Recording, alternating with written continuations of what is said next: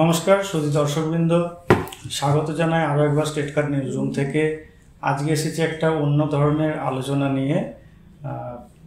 শরৎ এসে গেছে, কবিগুরুর ভাষায় সেই বলতে হয় এসেছে শরৎ, হিমের বরস লেগেছে হওয়ার পরে। পরিপূর্ণ সেই আমেজ বাতাসে আকাশে। আমরা তাই চলে এসেছি পুজোর আড্ডা নিয়ে। আজকে আমরা যাকে কাছে পেয়েছি অতিথিরূপে পরিচয় করে দিই তার সঙ্গে। তিনি মাননীয় শিক্ষক, প্রধান শিক্ষক ডক্টর সুভাষচন্দ্র দত্ত মহাশয়। নমস্কার। কাঞ্চননগর ডিএন দাস উচ্চ বিদ্যালয়ের প্রধান শিক্ষক তিনি। আজকে আমরা তাঁর সঙ্গেই মূলত পুজো সংক্রান্ত আলোচনা করব, মেতে উঠব আড্ডায়। মনে হতে পারে পুজোর আড্ডায় এরকম একজন বয়স্ক গম্ভীর মুখের মানুষকে নিয়ে কেন, তাহলে বলতে হয় পুজোর আনন্দ বা যে কোনো বিষয়ের আনন্দ তো কোনো একটা নির্দিষ্ট বয়সে থেমে থাকে না। হতে পারে আনন্দ বিষয়টা ছোটদের মধ্যে বেশি, কিন্তু আবার অন্য বয়সে নেই সেটাও বলা যাবে না। তাহলে তো প্রত্যেক বয়সের মানুষ চাইতো ছোট হয়ে যেতে বা যে কোনো উপায়ে ছোট হয়ে যেতেই চাইতো, কিন্তু প্রত্যেক বয়সের একটা নিজস্ব আনন্দ থাকে, তাই তো স্যার? হ্যাঁ, অবশ্যই। হ্যাঁ, সেই জন্যই আমরা বেঁচে থাকি।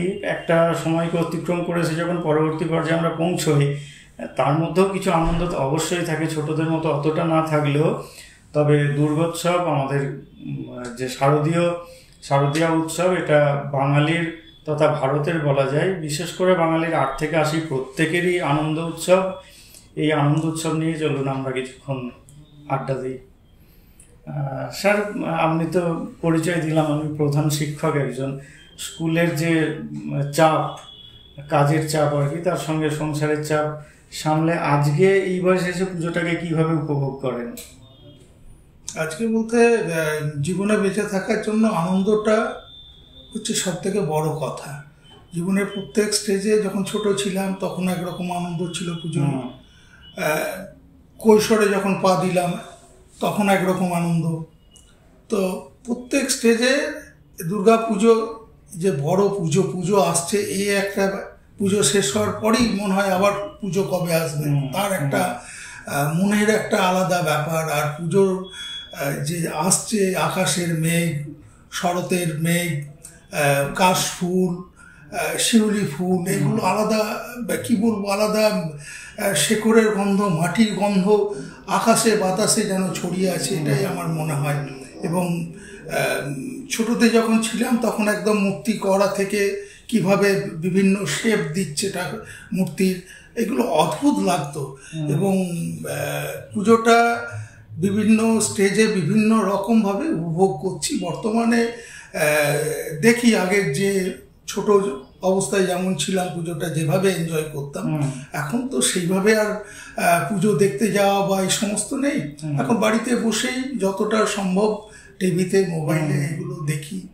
এবং পুজোর যে আর্টিস্টিক ব্যাপারগুলো সেগুলোই আমাদের চোখে পড়ে, যেগুলো সেখান থেকে যে কোনো আইডিয়া বিদ্যালয়ে কাজে লাগানো যেতে পারে কিনা। মানুষের জীবন এবং জীবিকার জন্য যে পুজো, একটা পুজো প্যান্ডেল হয়তো আমরা দেখছি হয়তো 4 দিন, কিন্তু তার যে শুরুটা অনেক আগে থেকে করতে হয়। এতে মানুষের যে পেশা, বিভিন্ন ধরনের পেশা, বিভিন্ন শিল্পীর যে একটা সেখানে মিলনস্থল, তাদের যে মানসিক ব্যাপার, সেটা মনের ব্যাপারটা তারা মূর্ত করে আমাদের বিভিন্ন যে থিমের পুজো বা আগের যে সাবেকি আনা, তার সঙ্গে এখনকার আধুনিক পুজো, এইগুলো আমাকে বেশ মানে প্রায় বছর পর একটা প্রস্তুতি চলে আর কি। আমরা হয়তো 4 দিন দেখতে পাচ্ছি, কিন্তু পুজো আসছে এই একটা ভাব। হ্যাঁ, আর ছোটবেলায় তো কি বলবো, নতুন জামা কাপড় হবে, এই একটা ব্যাপার। জামা প্যান্ট আমরা পছন্দ করে কিনবো। জেনারেলি আমাদের সময় যখন ছোট ছিলাম তখন 1 সাইজের বড় জামা প্যান্ট পুজোর সময় দিত, এবং সেই জামা প্যান্টটাই আমরা সারা বছর চালাতাম। এখনকার মতো যে ছেলে মেয়েদের মধ্যে জামা প্যান্ট পাওয়ার যে আনন্দ, সেটা তাদের মধ্যে নেই। পুজোর সময় যে বিভিন্ন ধরনের প্রিপারেশন, ছোটটা আমার গ্রামে কেটেছে, সেখানে এক ধরনের, শহরে একরকম। এই নাড়ু থেকে বিভিন্ন মিষ্টি, সিঁড়ির মিষ্টি, যেগুলো তো এখন বাজারে কিনতে হয়, আর এছাড়াও বিভিন্ন ধরনের আর্টসে বলে, যেমন আমার বীরভূমে গ্রামের বাড়ি, সেখানে এক ধরনের চাল গুঁড়ি দিয়ে বিশেষ মিষ্টি, সেটা দেখছি এখন আর প্রায় পাওয়াই যায় না। তো এই ধরনের যে খইয়ের মিষ্টি, বিভিন্ন ধরনের যে মিষ্টি, বিভিন্ন তার যে প্রিপারেশন সেগুলো যে বেশ কিছুদিন আগে থেকে চলে, সেই জায়গাগুলো আনন্দগুলো মনে হচ্ছে এখনকার ছেলে হারিয়ে যাচ্ছে। এবং আধুনিকতার ছোঁয়া এখানে পুজোটা একরকম কিন্তু আলাদা, সেই আনন্দটা আমরা মানে কি বলবো হই হুল্লোড় করে বেরিয়ে যেতাম পুজো যখন দেখতাম একসঙ্গে, যখন কৈশোর ছিলাম তখন একসঙ্গে দল বেঁধে পুজো দেখতে যেতাম, এবং তার আনন্দ এবং ভাঙন ছাড়া উল্লাস সেটা কিন্তু এখন নাই। কিন্তু আগে শাসন অনেক ছিল, কিন্তু পুজোর 4 দিন আমরা কোনো বকুনি খেতাম না, আমরা নিজের মতো স্বাধীনতা ছিল তখন। আচ্ছা, ছোটদের কথা যখন উঠলোই তাহলে বলি, মানে আপনাদের সময়, আপনারা যে সময় ছোট ছিলেন আর কি, এখনকার যারা ছোট, একদম ছোট বলতে চাইছি, হয়তো ধরুন ক্লাস 4-5-এর বাচ্চার যে বয়স আর কি, সেই সময়ের পুজোর সঙ্গে আজকের বাচ্চাদের এই পুজোর কি কোনো বিশেষ পার্থক্য? পার্থক্য বলতে এখনকার ছেলেমেয়েরা অনেক কিছুই হারিয়েছে, যে আমাদের আভিজাত্য সাবেকিয়ানা, যেটা পুরনো পুজোর একটা আভিজাত্য ছিল, একটা সাবেকিয়ানা ছিল, একটা ঘরনা ছিল। তখন হয়তো গ্রামে হয়তো 2-4টে জমিদার বাড়ির পুজো, বা গ্রাম, যেমন আমার বীরভূমে পারুলিয়া গ্রামে আমার জন্ম, ঠিক পাথরচাপুরির উল্টো দিকে একটা গ্রাম আছে পারুলিয়া বলে, শিউড়ি এবং বক্রেশ্বরের ঠিক মাঝামাঝি জায়গা। তো সেখানে আমার জন্ম, এবং সেখানে ছোট থেকে পুজো যে দেখতাম, গ্রামে একটা বাড়ির পুজো, সেটা গ্রামের পুজো হিসাবে আমরা সারা গ্রাম এনজয় করতাম। তার একদম মূর্তি করা থেকে শুরু করে কিভাবে মূর্তমান হচ্ছে, সত্যি তখন দারুণ উপভোগ করতাম, যেটা এখনকার ছেলেমেয়েরা মিস করছে। 2 নম্বর হচ্ছে পুজোর যে রীতিনীতি, গ্রামের এক ধরনের পুজো, সাপোজ ওই কুমারী পুজোটা যেমন দেখার মতো, এবং সেই সময় কিছু এবং সেই সময় কিছু খেলাধুলাও ছিল। আমার বেশ মনে পড়ছে, ফল মূল নারকেল উপরে, মানে যেহেতু টিনের চালা বা খড়ের চালার উপরে দালান ঘরের মধ্যে যেখানে পুজো হতো, সেখানে উপরে টাঙিয়ে দিত, আমরা লাফিয়ে লাফিয়ে সেগুলো কে কত পারতে পারবো, বা বাতাবি লেবুর খোসার ভেতরে বিশেষ বিশেষ প্রসাদগুলো থাকতো, কোথাও শুধু নারকেল থাকতো, কোথাও মিষ্টি থাকতো, কোথাও নাড়ু থাকতো।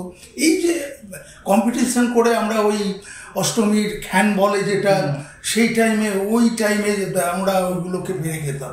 এর যে আনন্দ, এই আনন্দ থেকে এখনকার ছেলেমেয়েরা বঞ্চিত। তারা ওই মোবাইলেই পুজো দেখে, আর বেশিরভাগ তো এখন কি বলবো, একটা কি ম্যাক্সিমাম 2টো ছেলে, তারা সত্যি কথা বলতে তারা খুব, আমার যেটা মনে হয় তারা খুব অসহায়। আর এই যে শেকড়ের টান, এখনো আমার গ্রামের পুজো মনে হয় যেন ছুটি পড়লে গ্রামে ছুটে যায়, সেখানে একদম মূর্তি বানানো থেকে পুজোগুলো থাকে।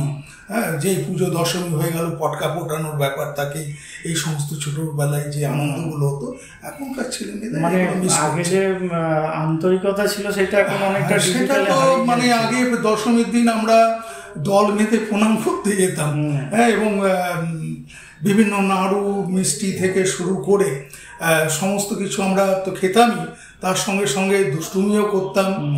তো এই যে আনন্দ, একটা একসঙ্গে যাওয়ার আনন্দ, প্রণাম করা বড়দেরকে, ছোটদের, এই যে আন্তরিকতা বা কাছাকাছি, সেটা এখনকার ছেলেমেয়েরা তো ওই মোবাইলেই বা মেসেজে বা হোয়াটসঅ্যাপে, মেসেঞ্জারে, এই সমস্ততে ওই অনলাইনে মানে চারপাশের মানুষজনের সঙ্গে মিশতে পারছে না।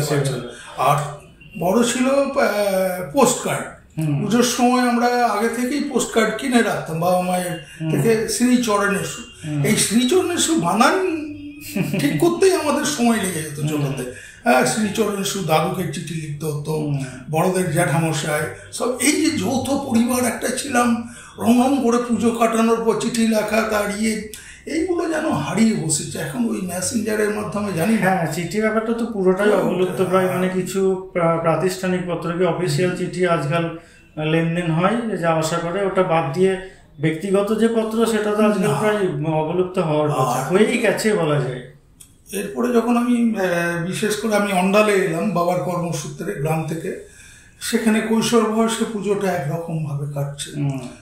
একটা সময় ছিল আপনাদের সময়, আমরাও সেগুলো খুব বেশি পাইনি আমাদের ছোটবেলায়, তখন পুজো মানেই নতুন গান আসতো বাজারে।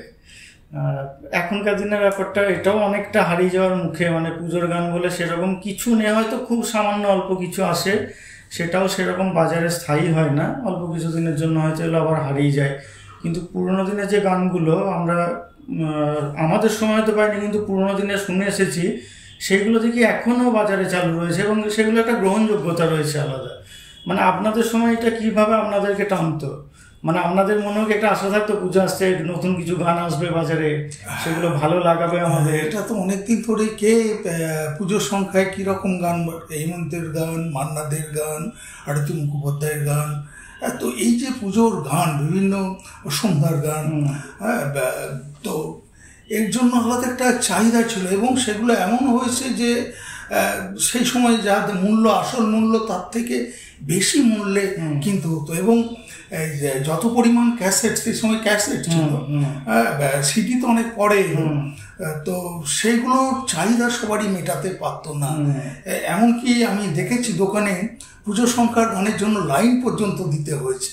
আমরা স্যার লাইন দেওয়ার পর যখন শেষ হয়ে গেছে কপি করে ক্যাসেটে দিচ্ছে, মানে ডুপ্লিকেট, যদিও আইনত এটা সিদ্ধ নয়, এরকম ঘটনাও হয়েছে। কি বলবো, এই সময় তার একটা আলাদা মানে, এবং সে সমস্ত গানগুলো সত্যি পুজোর সংখ্যায় বেরিয়েছে ঠিকই, কিন্তু আজও যখন বাজে, হেমন্ত হোক, মান্না হোক, সন্ধ্যা হোক, যেন এগুলো কানে ভাসে এখনো পুজোর। যেমন মহালয়ার চণ্ডীপাঠ, যেটা এখনো বীরেন্দ্র কৃষ্ণের ভদ্রের এখনো যেমন কানে ভাসে, তেমনি গানগুলো এখনো। এইরকম কোনো গান কি মনে আছে আপনাদের ছোটবেলায় যেগুলো এসেছিল আর কি বাজারে? সেভাবে অতটা মনে নেই, বিভিন্ন গান বিভিন্ন সময় রয়েছে। তার মধ্যে মহালয়ার কিছু গান আমার ইয়েতে যখন অনুষ্ঠানগুলো হয় তখন কিছু আমরা শুনতে পারি। আর কি বলবো, রেডিও তখন তো আর টিভি ছিল না, রেডিওতে বিশেষ করে বীরেন্দ্র কৃষ্ণ ভদ্রের চণ্ডীপাঠ, তার গান, তার সঙ্গে গান, আবহ সঙ্গীত, এইগুলো শোনার জন্য আমরা উঠে পড়ে লাগতাম। আচ্ছা, ওই সময়ে তখন পত্রিকারও খুব রমরমা ছিল। মানে এখনও পত্রিকা রয়েছে, বিভিন্ন পত্রিকা রয়েছে, কিন্তু যেটা ওই গানের মতনই, যেটা আর কি বলতে চাইছি, মানে এখনকার দিনে তো এখন যারা ছোট বা ছোট থেকে বড় দিকে এগোচ্ছে আর কি, তারা পত্রিকা ব্যাপারটা অনেকে বোঝেই না। আর তখন পত্রিকা মানেও একটা বিশেষ আকর্ষণ পুজোর ক্ষেত্রে, যেমন আনন্দবাজার গোষ্ঠী যে সমস্ত পত্রিকাগুলো, আনন্দমেলা বা দেশ, কি বলে, ইত্যাদি ইত্যাদি বর্তমানে, তারপর এইদিকে নবকল্লোল, শুকতারা প্রভৃতি। তো এগুলোর মধ্যে লেখা বেরোবে, মানুষের মধ্যে একটা উৎসাহ থাকতো যে এই লেখকের লেখা আসছে, এবং সেই লেখককে অনেকটা আত্মীয়র মতো দেখা হতো। এখনকার দিনে হয়তো বেরোচ্ছে, সেগুলোর সংখ্যাও যথেষ্ট বলা যায়, কিন্তু সেই হিসেবে কি দাগ কাটতে পারে মনে হয় আপনার, মানে আগের তুলনায় আজকের দিনের পত্রিকাগুলো বা লেখাগুলো? না, পত্রিকা তখনকার দিনের কি বলবো, পুজোর সংখ্যা যেমন যুগান্তর আজ নাই, যুগান্তর যে শারদীয় পত্রিকা বেরোতো, আনন্দবাজারের শারদীয় পত্রিকা, বিভিন্ন যে আমাদের কিশোর বিজ্ঞানী, বিশেষ করে আনন্দমেলা আমাদের খুব ভালো লাগতো। শুকতারা তো মানে কি বলবো, পুজোর পাবো মোটা দেখে অনেক, করতে পারো নবকল্লোল, এই সমস্ত পত্রিকাগুলো যে পাবো, মানে সেগুলো আমাদের মনে একটা, মানে ঠিক আছে পুজো শেষ হলো তো কি আছে, ওই পত্রিকাগুলো নিয়েই আমাদের সময় কেটে যেত। যেটা এখনকার ছেলেমেয়েরা মোবাইল দেখছে, তো এই জায়গাটা তারা মানে কি বলবো, এই জেনারেশনের যারা ছেলে মেয়ে তারা অনেক কিছু লুজার, তারা অনেক কিছু পাচ্ছে না, যেটা আমরা পেতাম। এবং আমাদের সঙ্গে আত্মিক একটা যোগাযোগ ছিল বইয়ের সঙ্গে, এবং ওই যে বললেন আপনি লেখকের সঙ্গে, যে কোন লেখকের কিভাবে দাগ কাটবে, এবং বিভিন্ন সময় ছোটতে যেমন আনন্দমেলা শুকতারা নিয়ে লাফালাফি করতাম, তারপরে যে বড়দের যে পত্রিকা সেগুলোর দিকে আমরা উৎপেত থাকতাম, বড়রা যখনই সরে যাবে তখন সেই পত্রিকাগুলো পড়বো, এই যে একটা ব্যাপার তখন বিশালভাবে আমাদের মনের মধ্যে হতো, যেটা আমার মনে হয় এই মোবাইলের সেই জায়গাটা নিশ্চয়ই তারা নষ্ট হয়ে যাচ্ছে, মানে কিছু করার নাই, তাদেরকে তাদের মতো করে তারা চালাচ্ছে। আমরা বড়রাও তাদেরকে সময় দিতে পারছি না, বোঝাতে পারছি না। সত্যি কথা বলতে আমরাও তো ব্যস্ত মোবাইল নিয়ে, প্রত্যেকে মোবাইল অ্যাডিক্টেড হয়ে যাচ্ছি। আমরা বাচ্চাদের যেমন যৌথ পরিবারে আমরা পুজোর সময় যেমন পত্রিকা একসঙ্গে পড়তাম, তুই এটা পড়ে নে তাড়াতাড়ি, আমি একসঙ্গে আমরা বিভিন্ন লাইব্রেরি বা ইয়েতে পত্রিকাগুলো শুধু তুলে নিতাম, তো সেগুলো রোটেশনালি আমরা পড়ে নিতাম। বা যেটা পড়তে পারতাম না আলোচনা করতাম, কিন্তু এখনকার ছেলেমেয়েরা সেই সুযোগটা পাচ্ছে না, তারা মোবাইল নির্ভর হয়েই থাকছে। কখনো লেখালেখি করেছেন নাকি কিছু? হ্যাঁ, লেখালেখি পুজোর সময় বিভিন্ন ছোট ছোট ওই বিশেষ করে সুভেনিয়ার বেরোয়, তাতে ছোট ছোট লেখা কিছু পুজোর সংখ্যার হয়তো লিখেছি, যাতে সাধারণ মানুষের বিশেষ করে কাজে লাগে, সেরকমই আমি লেখা দিয়েছি বিভিন্ন সময় বিভিন্ন রকম। আচ্ছা স্যার, অনুমতি নিয়ে একটা প্রশ্ন করছি, খারাপভাবে নেবেন না, সবার জানতে কৌতূহল আর কি, মানে আমরা জানতে চাই, সবার কৌতূহল একটা, প্রত্যেকের জীবনে ব্যাপারগুলো এসে থাকে কোনো না কোনোভাবে। কথা প্রসঙ্গে প্রথমে একবার বললেন যে এই সময় তো একটা স্বাধীনতা আমরা ভোগ করে থাকি প্রত্যেকেই, এবার স্বাধীনতাটা যখন আবার মাত্রা ছাড়া হয়ে যায় তখন আবার অভিভাবকদের বকুনিও শুনতে হয় অনেক ক্ষেত্রে অনেককে। আপনার জীবনে এরকম কোনো ঘটনা ঘটেছিল নাকি পুজোর স্বাধীনতাকে উপভোগ করতে গিয়ে? সময় স্বাধীনতা বলতে অনেক সময় আমরা অনেক রাত্রে ঘর ফিরেছি, হয়তো বন্ধুদের সঙ্গে পাশেই, যেমন তখন কৈশোর বয়স, হয়তো দুর্গাপুরে ঠাকুর দেখতে চলে গেছে বন্ধু বান্ধবদের সঙ্গে। আর সেই সময় যেহেতু মানে জীবনের সেই সময় বিভিন্ন বসন্তগুলো যে আমাদের রয়েছে, এবং আমরা যেহেতু হিউম্যান বিংস, মানুষের তার ভালোবাসার বহিঃপ্রকাশ, সেই বহিঃপ্রকাশটা করার সুযোগ কিন্তু আমাদের বিভিন্ন অনুষ্ঠানগুলো, যেমন সরস্বতী পুজো, এখনকার ছেলে মেয়েদের ভ্যালেন্টাইন্স ডে, এখন যদি আমি টিচার হয়ে তাদেরকে বাধা দিই, তাদের মনে হয় তাদের ভালোবাসা বা তাদের ওই অনুভূতির প্রকাশকে একদম দমিয়ে দেওয়ার মতো যদি কোনো নোংরামি না করে, ঠিক আছে, সেটা মানা যায়। তেমনি আমরাও সেই সময় হয়তো দুর্গাপুর ঠাকুর দেখতে গেছি বন্ধু বান্ধবীদেরকে নিয়ে, আমরা হয়তো 5টা বন্ধু গেছি, বান্ধবীরা গেছি, যে সুযোগটা এমনি সময় হতো না। বিশেষ করে দুর্গাপুজোর সময় আমরা একসঙ্গে বেড়াতে গেছি, সেরকম ঘটনা ঘটেছে, এবং খুব রাত হয়ে গেছে, হয়তো বাইরে খেয়ে এসেছি, ভোরবেলায় বাড়িতে ঢুকছি, বকুনি খেয়েছি, কিন্তু যতই হোক সেই সময় শাসনের মধ্যে একটা ভালোবাসা ছিল, সেইগুলো মনে হয়েছে যে এখন না, ঠিক আছে, সেই সময় যদি সেই ধরনের শাসন না করতো আমরা আজ বড় হতে পারতাম, এবং স্বাধীনতার মধ্যে একটা স্বাধীনতা ছিল। কিন্তু এখনকার ছেলে মেয়েদের ব্যাপার হচ্ছে যৌথ পরিবারটা চলে যাওয়ার ফলে না, এদের মধ্যে আমরা যেমন যৌথ পরিবারে কখনো মারপিট করছি বন্ধুদের মধ্যে, বা যেটা ছেলে কাকার ছেলে, তখনই ভালোবাসছি, তখন এই যে একটা সোশ্যাল বিহেভিয়ার আমাদের কিন্তু যৌথ পরিবারে ডেভেলপ করে, যার কারণে বকুনি খেলেও বকুনিটাকে আমরা খেলায় হার জিতের মতো হারটাকে আমরা মেনে নিতে শিখেছিলাম, যেটা এখনকার ছেলে মেয়েদের এই জায়গাটা তাদের তৈরি হচ্ছে না, এবং যার কারণে বিভিন্ন জায়গায় দেখতে পাচ্ছেন আপনারা সুইসাইড হচ্ছে, প্রেমে প্রত্যাঘাত হলে অ্যাসিড ছুঁড়ে মারছে, বা সুইসাইড করছে, বা প্রেমিকাকে মেরে দিচ্ছে, বা প্রেমিকা প্রেমিককে মেরে দিচ্ছে, এই ধরনের ঘটনাগুলো পাওয়ার নেশাটা এত চেপে বসছে যেখান থেকে বেরিয়ে আসা যাচ্ছে না। অর্থাৎ মানে কি, এই জেনারেশনের ছেলে মেয়েদের সত্যি কথা বলতে মানসিক যে মনের ক্ষুধা, মনের যে অভিব্যক্তি, সেটা তারা খুঁজে পাচ্ছে না। মোবাইল আছে, ঠিক আছে, এআই এসছে, আর্টিফিশিয়াল ইন্টেলিজেন্স এসছে, তার সঙ্গে হয়তো কথা বলতে পারবে, চ্যাটিং করতে পারবে, কিন্তু আসল যে ভালোবাসা এবং ভালোবাসার যে ডিস্টেন্স, আমরা বড় বাবা মায়ের কাছে যেমন আমরা জেনেছি না মেশো, কিন্তু বন্ধুর মতো মেশো, আমরা এখন এই বয়সে বিয়ে করার মতো হয়নি, এই জায়গাটা আমরা রিয়েলাইজ করেছি, এবং আমাদের মধ্যে এমন বন্ধুত্বটাই ছিল যে আমরা যখন বুঝতে পেরেছি যে আমরা যেমন আমরা রাত করে বাড়ি ফিরছি, কিন্তু আমরা কোনো নোংরামি করছি না, তখন বাবা মা বুঝে না, ঠিক আছে। হ্যাঁ, ওটাই বললাম যে স্বাধীনতার মধ্যে একটা স্বাধীনতা এবং শৃঙ্খলা, যেটা এখনকার দিনে হারিয়ে যাচ্ছে কোনো কারণেই হোক। আচ্ছা,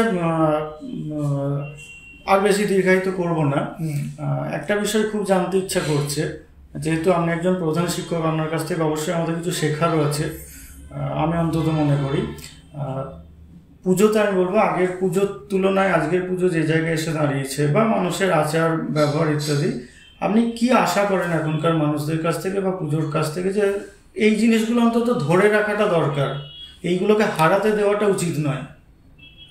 পুজো আসল তখন যেমন আমরা গ্রামের পুজো, গ্রামের মানুষ গ্রামগুলোতে থাকছেই না, মানে বলতে হলে একটু বড় করেই বলতে হয়, গ্রামগুলো এখন সব ইটের দেওয়াল করে দিচ্ছে। যেমন আমার গ্রামে প্রায় এরকম মানে 30 ফুট চওড়া দেওয়াল, সেখানে যে দুর্গা মূর্তি হয় সেটাও কিন্তু মাটির দেওয়াল, টিনের চাউল, এবার সেটা রূপান্তরিত হয়ে যাচ্ছে ইটের দেওয়াল। গ্রামের একদম পুজো প্রথম থেকে শেষ পর্যন্ত আমরা থাকতাম, কিন্তু শহরে সেই সুযোগটা থাকছে না।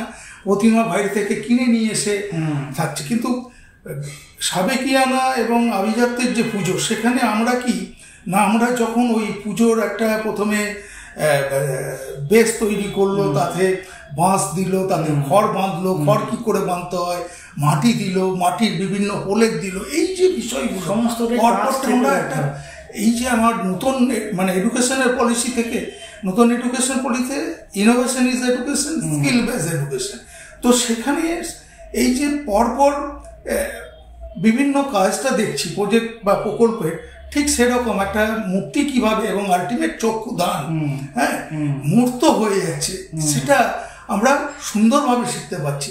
কিন্তু এখনকার এই পুজোর এই জায়গাটা শেখার কোনো জায়গা থাকছে না। মূর্তিগুলো বাজার থেকে কিনে নিয়ে এসে সরাসরি রাখছে।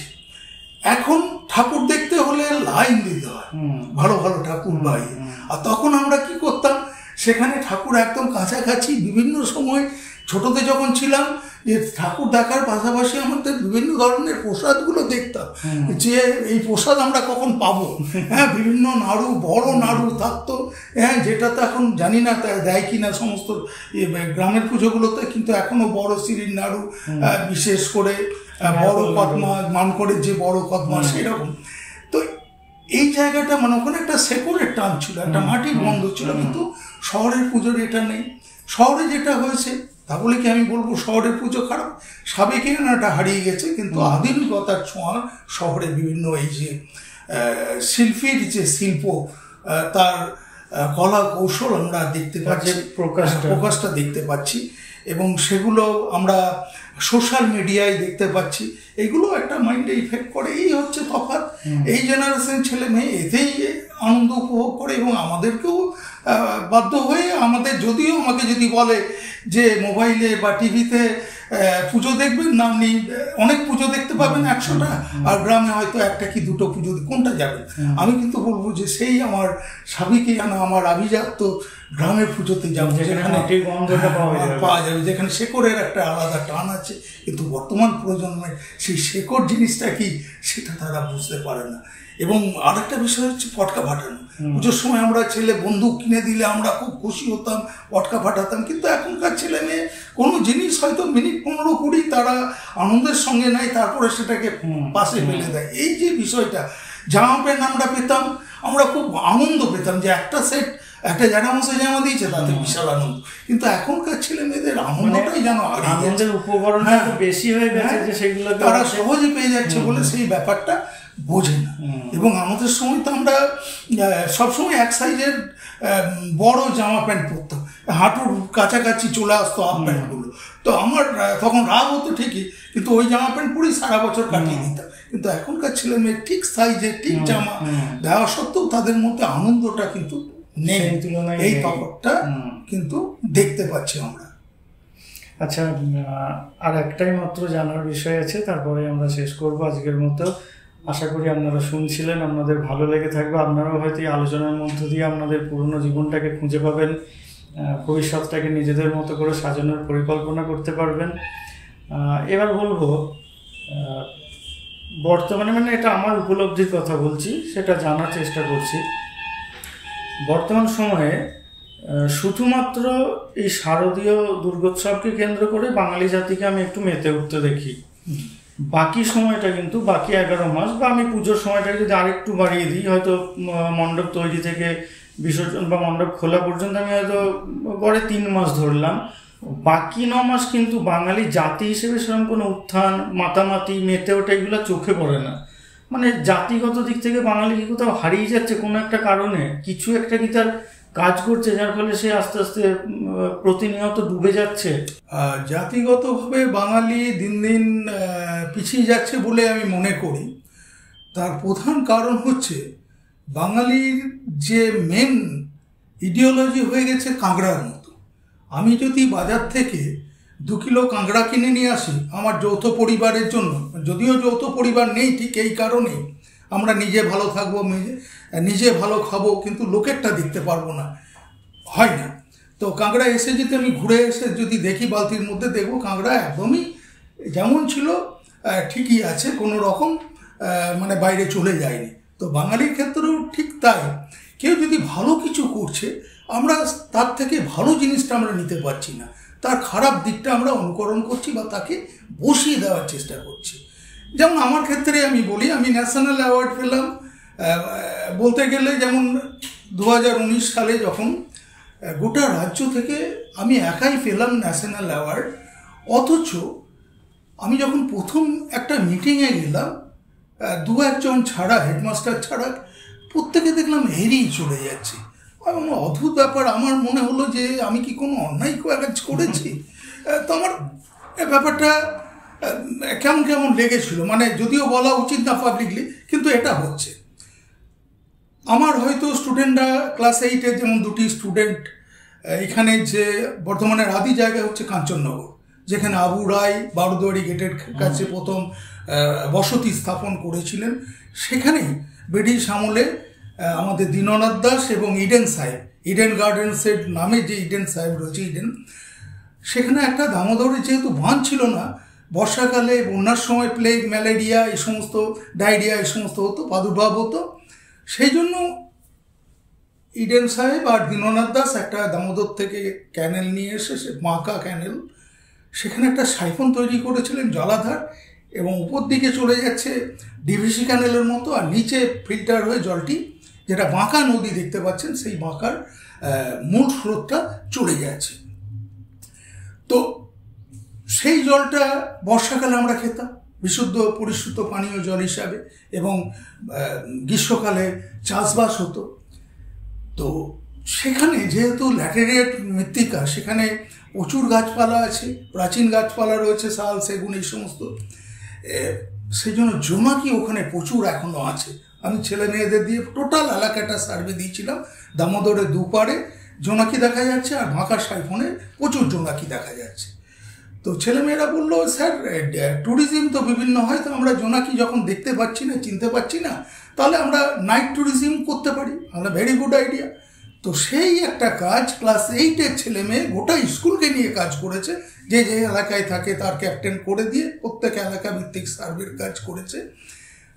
শিশু বিজ্ঞান কংগ্রেসে একটা পাতায় লিখলো যে এই কাজটার কোনো সায়েন্স নাই, যেখানে মানে যেহেতু আমি জুলজি স্টুডেন্ট এবং জুলজির আমি লাইভ মেম্বার, কেউ হয়তো ওই কোনো কলেজের প্রিন্সিপাল, কেউ হয়তো জুলজির আমার থেকে জুনিয়র সে প্রফেসর হয়ে আছে, কেউ তো অ্যাসিস্ট্যান্ট প্রফেসর, কেউ হয়তো কলেজে, প্রত্যেকেই আমার পরিচিত। আমার মনে খুব দুঃখ হলো। আমি তখন ভাবলাম যে ঠিক আছে, আমার যখন সায়েন্স নেই, একটা ডকুমেন্ট পেলাম, আমি ওই কাজটা লিখে, ম্যানুস্ক্রিপ্ট লিখে আমি উইদিন, মানে আমার মোটামুটি রেডি ছিল, করে পাঠিয়ে দিলাম। আপনারা বিশ্বাস করতে পারেন না, এনভায়রনমেন্ট অ্যান্ড এগ্রিকালচার জার্নালে, জোনাকির ইংরেজি হচ্ছে ফায়ারফ্লাইজ, যদি আমার নামও দেন গুগলসে ফায়ারফ্লাইজ, এবং আমার ডক্টর সুভাষচন্দ্র দত্ত দিলেই দেখতে পাবেন কাজটা, একটা ইন্টারন্যাশনাল জার্নালে উইদিন 7 days পাবলিশ করে দিলেন, এবং বললেন যে তারা খুব খুশি যে এরকম ধরনের কাজ বিনা পয়সায়, জেনারেলি পেজ চার্জ করেন, জার্নালগুলো ভালো পেজ চার্জ আছে। এরপর আমি তাদের স্টেটকে জানালাম যে এখানে আমি যখন মিড ডে মিলের কাজ পাঠিয়েছিলাম, সেবারেও বলেছিল, আমার স্টুডেন্টদের রিজেক্ট করেছিল, জানি না আমাকে দেখে তাদের কি ব্যাপার। যে কাজ আমি পাঠালাম বিজ্ঞান কংগ্রেস, ভারতীয় বিজ্ঞান কংগ্রেসের মতো জায়গায়, যেখানে ডেট পেরিয়ে গেছে, একদম সরাসরি বিজ্ঞান কংগ্রেসের প্রেসিডেন্টকে পাঠালাম যে বায়োমেডিসিন মিড ডে মিল কীভাবে আমাদের, যদি রেগুলার মিড ডে মিলটা খায়, কীভাবে ছাত্রছাত্রীর রোগ নিরাময়ে সাহায্য করবে এবং তাদের এই বিদ্যালয়ে আসার প্রতি তারা অ্যাফেক্টেড হবে। তো সেরকম একটা কাজ গ্রহণ করলো না। ক্লাস 9-এর 8-এর কাজ বললাম, আর 9-এর দিয়েছিলাম ফিউচার স্কুল কেমন হবে। কোভিড পিরিয়ডে এই যে ছেলে মেয়েরা ঘরের মধ্যে থেকে তারা টোটাল তাদের মানসিক স্বাস্থ্য এবং ফিজিক্যাল স্বাস্থ্য দুটোই নষ্ট হয়ে গেল। তো আমি ফিউচার স্কুল নিয়ে তাদের একটা স্কুল খোলার পর, মানে পোস্ট কোভিড পিরিয়ডে একটা সার্ভে করিয়েছিলাম ছেলে মেয়েদের দিয়ে, ক্লাস 9-এর। তারা বিভিন্ন ধরনের বললো, স্যার স্কুল তো খোলা যেতে পারত, 12টা যদি বেঞ্চ থাকে, 2 জন করে সোশ্যাল ডিস্টেন্স মেপে যদি বসে, তাহলে 12 দুগুণে 24টা ক্লাস করতে পারবে।